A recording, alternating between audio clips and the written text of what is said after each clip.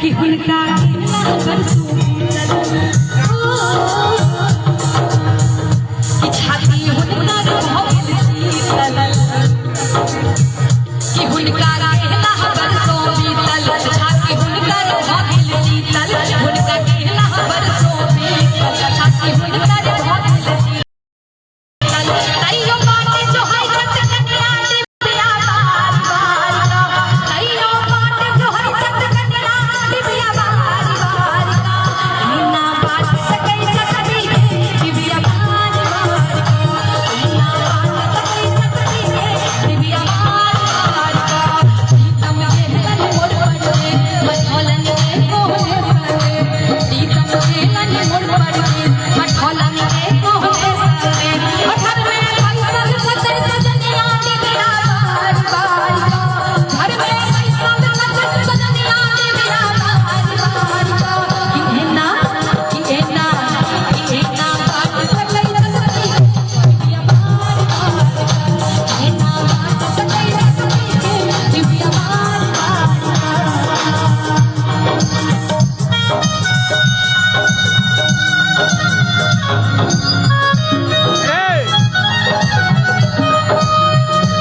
Silva! क्या बात है बहुत बढ़िया भैया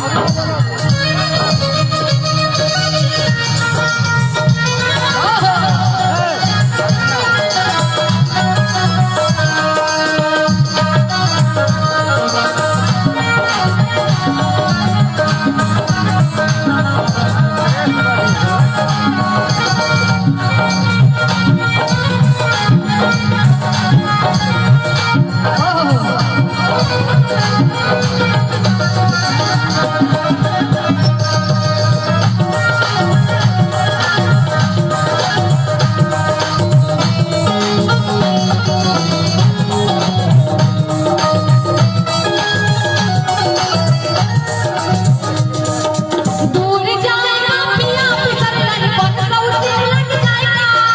विरह में होलिका तर विरह छी एक न हुआ लगाएगा दूर जाएगा पिया पितर लग पत सौते लग जाएगा